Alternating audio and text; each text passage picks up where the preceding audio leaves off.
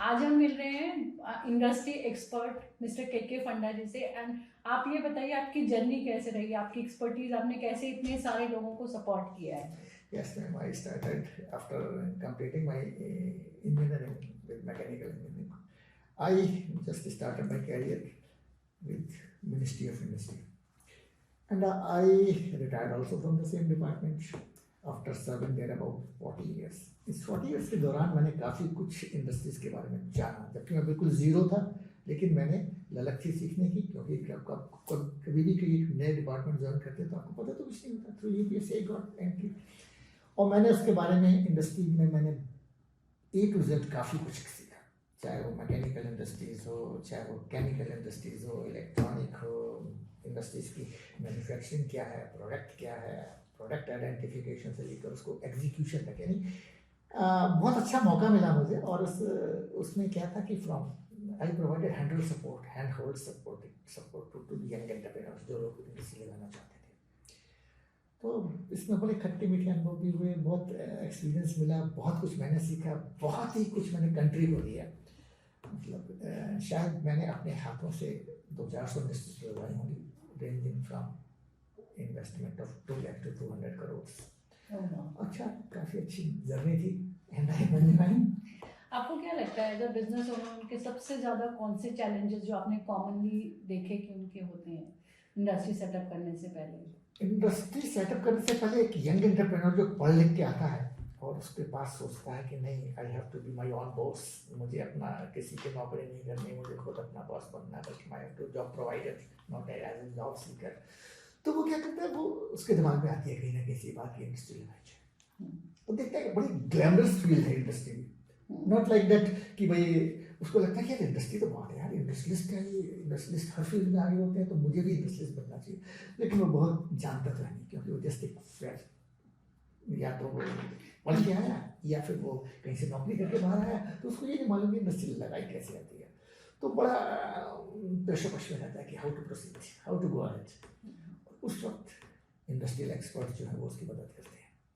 तो इसमें गवर्नमेंट कैसे सपोर्ट करती है? गवर्नमेंट की क्या किस टाइप की स्कीम्स होती हैं जो कि सपोर्ट करती है फाइनेंशियली, या कोई सब्सिडी होती है, या किस तरीके के सेटअप में सपोर्ट करती है गवर्नमेंट? जहाँ तक गवर्नमेंट का इसमें रोल है, देखिए, एक इंडस्ट्रियलिस्ट की सबसे, एक यंग एंटरप्रेन्योर, बल्कि इंडस्ट्रियलिस्ट तो बहुत बाद में बनता है, पहले उसके दिमाग में आता है मुझे एंटरप्रेन्योर बनना है, तो we call them young entrepreneur, जो एकदम अभी रॉ है, एकदम कुछ नहीं उसने किया। तो एक यंग एंटरप्रेन्योर्स को सबसे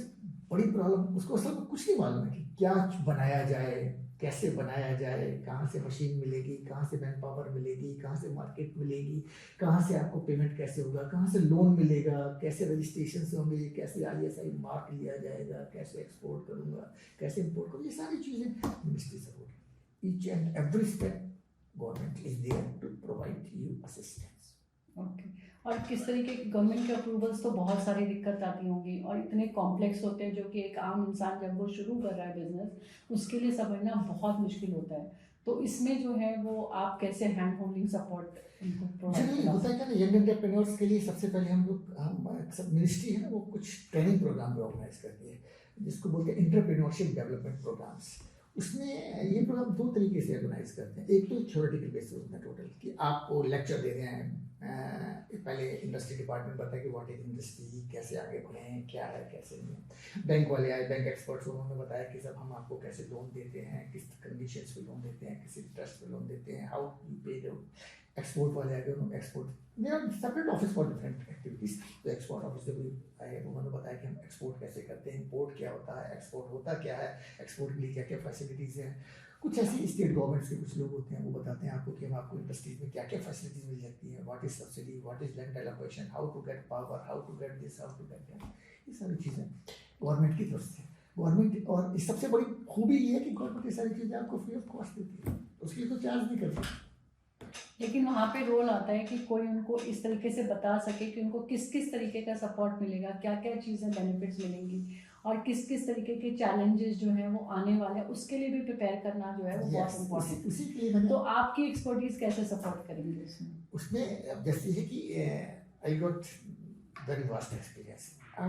फ्रॉम प्रोडक्ट आइडेंटिफिकेशन, एक पहले तो दिमाग में आता है क्या बनाया जाए, इतनी कम्पिटिटिव मार्केट है ना, आपको ये नहीं पता क्या बनाया, आप सोचते हैं कि यार मुझे ये बनाना है, पता लगा कि उसको तो 10, आपने कहा मुझे ब्रेड बनानी है, पता लगा ब्रेड बनाने वाले को बहुत है, ऑल्दो कंजम्पशन बहुत है, सुबह उठते ही आपको ब्रेड की जरूरत पड़ेगी, लेकिन बनाने वाले इतने ज़्यादा कि आप सोचते हाउ टू फेस कंपटीशन, तो वहाँ किसी एक्सपर्ट की ज़रूरत है जो आपको ये बता सके कि आप कौन सा प्रोडक्ट बनाएं। और फिर हर प्रोडक्ट में एक चीज़ और भी होती है, बनाने को पहले कितने ज़्यादा कंपटीशन है, कितनी बड़ी मार्केट है, आप कितना बड़ा शेयर मार्केट का ले सकते हैं, तो प्रोडक्ट आइडेंटिफिकेशन क्या बना, फिर आपके पास फंड्स कितने हैं, क्योंकि आपको you are not getting 100% finance from the bank, आपको कुछ अपना पैसा लेना ना, अगर आपको ना लगाना हो, सब बैंक ही दे रहा, तो हर को कहेगा मैं इंडस्ट्रियलिस्ट बनना चाहता हूँ, बिल्कुल तो हर कोई आगे आएगा। वो सारी चीज़ें आप किसी अगर एक्सपर्ट्स के पास होंगे तो आपको पूरी गाइड करेगा from A to Z, and this is known as hand hold support. तो ये किस तरीके से जो कंप्लायंसेस जो आप सिंप्लीफाई करके और या जो चेकलिस्ट वगैरह बना के या जो अप्रूवल्स है, सर्टिफिकेशन है, ये हर इंडस्ट्री के लिए अलग होता है या सेम चाहिए होता है? कॉमनली देखा जाए तो हर इंडस्ट्री के लिए सेम ही है, कुछ चीज़ें तो सेम ही हैं, जैसे सर मुझे आइडेंटिफिकेशन कैसे करना है, मार्केट कैसे ढूंढनी है, कस्टमर्स कैसे तलाश करने हैं, एक्सपोर्ट कैसे करना है। हाँ, जहाँ तक रजिस्ट्रेशन की बात है, अब जैसे किसी के पास कोई फूड इंडस्ट्री है तो उसको एक अलग टाइप का रजिस्ट्रेशन चाहिए, फूड इंडस्ट्रीज में FSSAI आपने सुना होगा नाम, या आप मान लो कोई केमिकल इंडस्ट्री है तो उसके लिए केमिकल एंड पेट्रोकेमिकल डिपार्टमेंट से उसको मदद चाहिए होगी, या मान लीजिए कोई ड्रग बना रहा है, सपोज ड्रग आपने कुछ बनाया और आप को क्या उसमें पैरामीटर्स होने चाहिए, तो फार्मास्यूटिकल से तो ड्रग लाइसेंस लेना पड़ता है। तो कुछ स्पेशलाइज इंडस्ट्रीज जहाँ आपको कुछ अलग अलग लाइसेंसेस की जरूरत या परमिशन की जरूरत होती है, अदरवाइज बाकी सब इंडस्ट्रीज में नॉर्मल जो वो है कि भाई कैसे चुना जाए प्रोडक्ट को, कैसे बनाया जाए और कैसे बेचा जाए, वो लगभग एक ही है। सो क्या होता है कि बहुत सारे बिजनेस ऑलरेडी काम कर रहे हैं, तो स्केलिंग में कैसे सपोर्ट मिलती है, एक्सपर्टीज का, एक्सपीरियंस का, जो आपकी इतनी अच्छा एक्सपीरियंस है, आपकी एक्सपर्टीज़ है इतनी इंडस्ट्री में, ऑलरेडी कुछ लोग काम कर रहे हैं लेकिन उनके बहुत सारे चैलेंजेस होते हैं स्केल करने को लेकर, और या उनकी ऐसा होता है कि वो बिजनेस में पहले प्रॉफिटेबल थे अब नहीं है, तो उसमें आप कैसे सपोर्ट कर पाएंगे? होता क्या है कि गवर्नमेंट आपको पहली बार जब आपको अपना प्रोडक्ट चुनना होता है ना,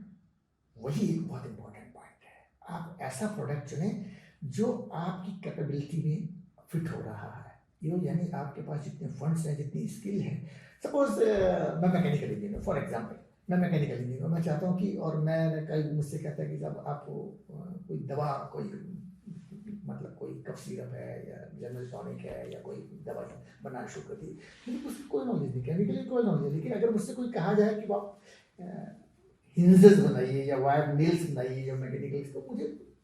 कम से कम एक कॉन्फिडेंस लेवल आ गया, yes I am mechanical engineer, मैं मशीनों को बड़ी आराम से टैकल कर सकता हूँ, मुझे मालूम है कि प्रेस मशीन कैसे ऑपरेट होती है, लेथ मशीन कैसे ऑपरेट होती है, या ड्रिल मशीन कैसे, मुझे ऑपरेट नहीं करना, करेगा स्किल वर्किंग, लेकिन उस टाइप की चीज़ें, तो ये भी पॉइंट ध्यान रखना होता है जब आप प्रोडक्ट चुनते हैं। तो आपके पास एक तो प्लस पॉइंट आ गया, और इस प्लस पॉइंट ने आपके अंदर कॉन्फिडेंस पैदा कर दिया, और बाकी आपके पास एक्सपर्ट्स हैं, आपके मेंटर हैं जो आपको बताएंगे, आपके कोचेज हैं कि आपको कैसे आगे बढ़ना। और जैसे कुछ लोग ना सिंगल कंसल्टेंसी में आना चाहते हैं, जॉब नहीं करना चाहते हैं, उनके पास कुछ एक्सपर्टीज़ है, तो वो गवर्नमेंट से रिलेटेड सपोर्ट में क्या सीख सकते हैं या क्या ऐसा कर सकते हैं जो आपकी टीम के साथ जुड़ के जो है वो कंसल्टेंट उसमें आ सकते हैं? देखिए, आप कंसल्टेंसी तभी दे सकते हैं जब आप उस फील्ड को जानते हैं, क्योंकि कंसल्टेंट जो आपका क्लाइंट है वो एनी क्वेश्चन, पता नहीं आपको उसके दिमाग में क्या चल रहा है, क्या पूछ बैठा, और अगर आप उस क्वेश्चन को जवाब देते हो तो हिचकिचाए, तो फिर तो आप कंसल्टेंट नहीं है। कंसल्टेंट वो होना चाहिए जो हर सवाल का जिसके पास जवाब हो,